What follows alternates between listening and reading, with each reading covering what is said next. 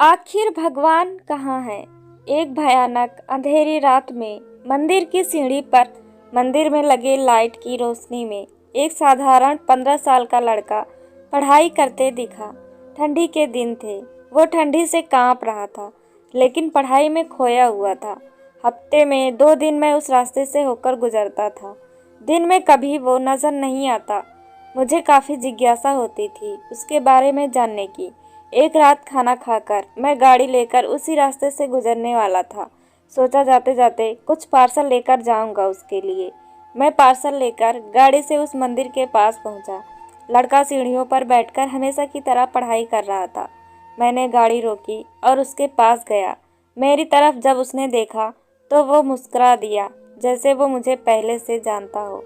मैंने उससे पूछा, बेटा तुम हमेशा यहीं पर क्यों पढ़ाई करते हो? सर, मेरे घर में बिजली नहीं आती, मेरी माँ बीमार रहती हैं और तेल डालकर दिया जलाने लायक मेरी परिस्थिति नहीं है, बस इसलिए मैं यहाँ आकर पढ़ता हूँ। तुम मुझे देखकर मुस्कुराए क्यों? मैंने पूछा। क्योंकि आप भगवान हैं, वो बोला। ऐसा नहीं है, मैंने कहा। नहीं, आप भगवान ही हैं, वो बोला।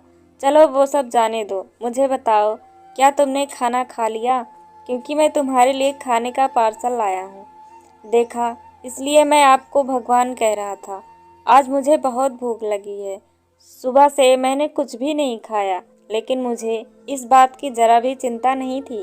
मैं जानता था वो भगवान जिसने मुझे भूख दी है वह मुझे भूखा पेट नहीं सुलाएगा, किसी न किसी रूप में आकर मुझे खाना देगा। और आप खाना लेकर आ गए, आप भगवान ही हो ना। मेरे पास कोई शब्द नहीं थे। अनजाने में ही मेरे हाथों पुण्य का काम हो रहा था। हर दिन कर्जे में डूबे होने के कारण ऊपर वाले को उस भगवान को कोसता था। आज उसने मुझे ही भगवान की उपाधि देकर शर्मसार कर दिया था। आधा खाना खाकर उसने आधा बचा लिया और मुझसे बोला कि सर आप 5 मिनट यहीं ठहरिए, मैं यह खाना मेरी माँ को देकर आता हूँ। मंदिर से कुछ दूर एक पुराने घर की तरफ जाते हुए मैं उसे देखता रहा। कुछ मिनटों बाद वह वापस लौटा। उसके हाथों में मुट्ठी भर फूल थे। उसने वो मेरे पैरों पर रख दिए और बोला, माँ ने कहा है जिस भगवान ने हमारा पेट भरा है उसके चरणों में थोड़े फूल तो चढ़ाने ही चाहिए। मेरी आंखें बंद हो गई और उसमें अपने आप आंसू निकल आए। आंखें खोल के मैंने उसके पुराने घर की तरफ देखा। उस घर के सामने पड़े पत्थर में भी मुझे प्यारी सी मुस्कान दिखाई दे रही थी।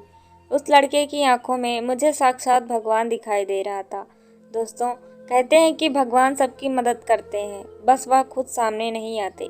किसी न किसी के जरिए हम तक वह मदद पहुंचा देते हैं, बस ज़रूरत है तो उन पर विश्वास करने की।